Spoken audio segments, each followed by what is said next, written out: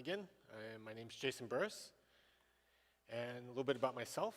I work for the Future Technology Group at Sony Interactive Entertainment. I'm a staff SRE. There's currently 4 of us in FTG, and we help with the managing teams to be able to guide how SRE is for all of our groups and everything like that. It's really kind of fun. But also, I'm the tech lead and product owner for our storage team. So we are broken into cross-functional teams, and several of those are platform teams, one of them being storage, and we have several others as well. And so at Sony Interactive Entertainment, you've probably heard of our most famous brand. We are the makers of the PlayStation.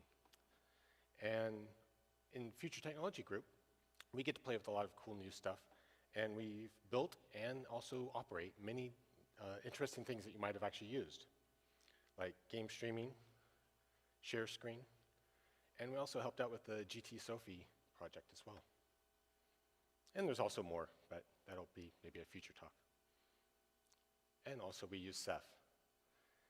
So we started back with Joule, actually before even I started with the company, and began testing with it. And we kept upgrading. We're still on that whole upgrade on every even number release. Yeah, like old habits die hard, right? But that's going to change soon. We're going to get more in line and go with every release coming up shortly. We use a mixture of both RBD and Object Gateway. We actually separate these into separate clusters at the moment. This is just based off of what our current needs are and everything like that. It kind of helps us out with capacity planning and various other things. And clusters, yes, we have lots of them. They're all around the world right now. I won't tell you the exact number, but we distribute them all over. This is mostly to support low latency with the compute that we have. That's really necessary. And it also provides a high product resiliency, so we can do failovers and all this stuff between each of those clusters. And yeah, currently we have well over 100 petabytes of storage, and it's growing constantly. And so you're probably wondering, how do we manage all these clusters, right? It's mostly Ansible. Yeah, we started off with Ceph Ansible like many other people, I'm sure, and we've continued to grow that with our own playbooks and everything, using tools like AWX to kind of integrate all that together. And yeah, we also use other CNCF solutions like Prometheus, Graphana, Kubernetes, and so that all kind of works well together. To kind of break all this apart, or everything, we do support multi-tenancy across our clusters. So we have to support many different teams within FTG and within SIE as well. And so we separate them by tenants, allow those tenants to operate independently, have their own users, buckets, everything that they need to do. It's not anything brand new, it's just how we've decided to do it. And yeah, there's some special cases where we might also create separate pools and everything, like if we need to tune based off of object size, or if we're going to use EC versus replication. Right? And then we also take a soft limit to our approach on quotas. We don't want to hinder any teams from being able to grow or anything like that. We want to be able to monitor that, report back to them, and also alert if they've gone over the agreed upon quota. And so you might be asking, how do we measure that on a per tenant basis? So then there's multi-tenancy metrics. So we came up with a custom Prometheus Exporter that runs in Kubernetes. It queries the admin API to get these stats for us, and then exposes that out. It's based off of the Ceph code base. And yeah, it's quite extensible. One thing we did find is that in order to get the stats that we were looking for, you had to pass the stats equals true. This wasn't in the documentation for some reason, but when our engineer looked through the code, was able to see that this was actually necessary for what we needed.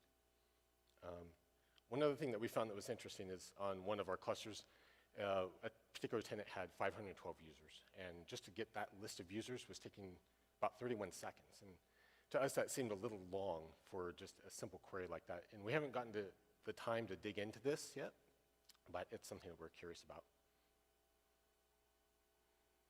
And so some examples of what these Graphana graphs might look like. I've obviously scrubbed some of the data around here, but you can see the linear graphs here of like bytes used over time by a tenant, and also the number of buckets used per tenant. So you can see that in this case, it's mostly 30% for each one, and you have that little bit of extra up there. There's actually quite a few more tenants in that middle bucket in the middle, top center there.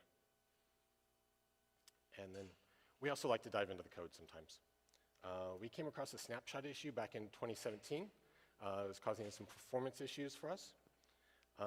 We made a couple contributions upstream, got those all merged in back then, and that helped drive some changes with some following releases as well. For this, we use tools like perf, strace, and some also custom analytic tools. We also have a Cephbot. So we wrote our own Ceph Slack bot. It queries any cluster. You can talk to it, ask it questions about it. It's also triggered on any alert. So this way, when these alerts pop up in Slack, it creates a thread and generates a bunch of information at that time of occurrence. This really helps, especially on weekends or when you might not have your laptop in front of you. You can check it out. It gets things like health, I/O, number of downed OSDs, blocked requests, PG status, and also a number of RGW processes, which is something that's interesting to us. And so for us, looking into the future, we're very curious about NVMe-only solutions. So things like Crimson, C-Store, those are going to be very interesting to us. Containerization. Right now, we're on it's a Gen 2-based system. It's works quite well. But we do want to be able to get our deployments even faster and be more in line with the upstream.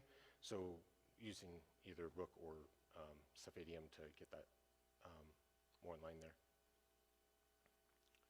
We'd like to be testing our releases early. Right now, we wait until the stable release of any major release, and then we start testing from there. It'd be really nice if we could start even earlier than that, and with that, also make some contributions back to the community with either things that we found that we would like to see updated. Things like metrics, like I explained earlier, are quite interesting to us, and we might want to get that actually into the Ceph itself. Also, if we see things that we could help out with performance or anything like that, it would always be interesting to us. And so for follow-ups, I'll be happy to take questions, but I'll do those actually off stage. Happy to talk with anyone. If you're interested in careers at Sony Interactive, there's the link to that. And there's my contact information as a virtual business card. I swear it's not going to take you to a guy singing on YouTube an 80s song. That's really it. Thank you.